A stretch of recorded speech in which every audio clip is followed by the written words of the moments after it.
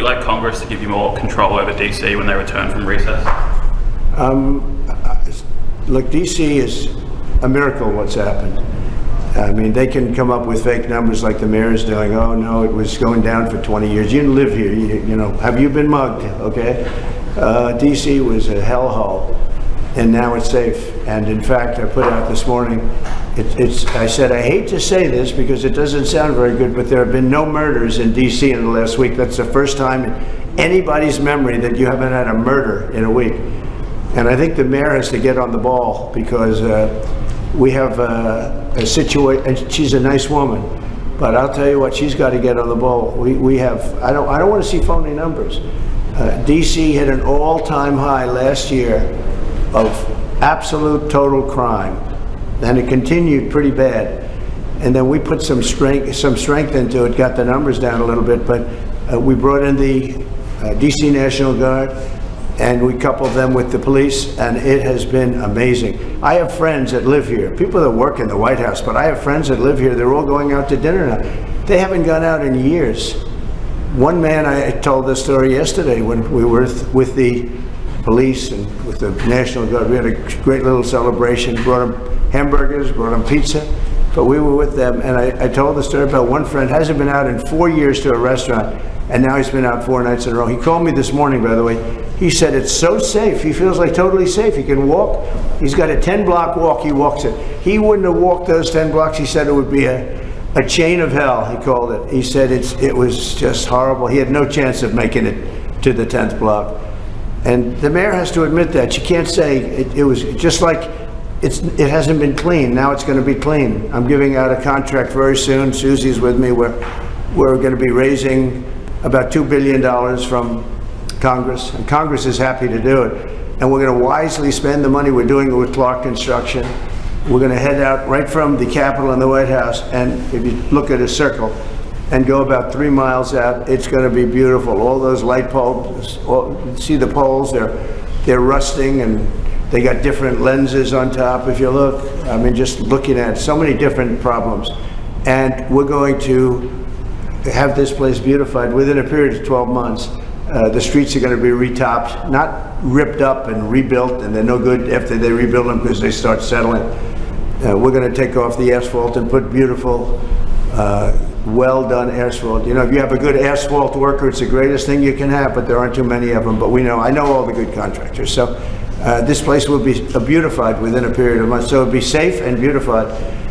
And then the big question is, how long do we stay? Because if we stay, we want to make sure it doesn't come back. So we have to take care of these criminals and get them out of here. We've collected hundreds of career criminals. These are career criminals. You're not going to teach them to be nice. These are probably born that way. I don't know, but they're career criminals. They're very, very dangerous people. They would love to. They would love to be with you for a little while and slap you around. But I put my money on this guy. He'd take them. Right? He'd take them down so quickly. He's saying, I don't want any part of it. No, people don't want to be that. And we have over 1,000 arrests. We're taking career criminals off the streets. It's my ambition that when we're complete, we can take everybody out and you have a great capital. But people are so happy, and I don't know where they get the polls. I see polls that they're 90% in favor of what I'm doing, and then you turn to CNN, which is fake news and nobody watches it, or MSDNC, they changed, MSNBC, they changed their name now because they were so bad, but they're the worst, owned by Comcast, run by a guy named Brian Roberts, who doesn't have a clue. He's terrible manager. But they're not, I don't think, selling it. They're changing the name because they're ashamed of it. And they're disassociating it from NBC, which is also fake news. You know, they should be ashamed of that too. But a lot of fake news. I think the news is getting better.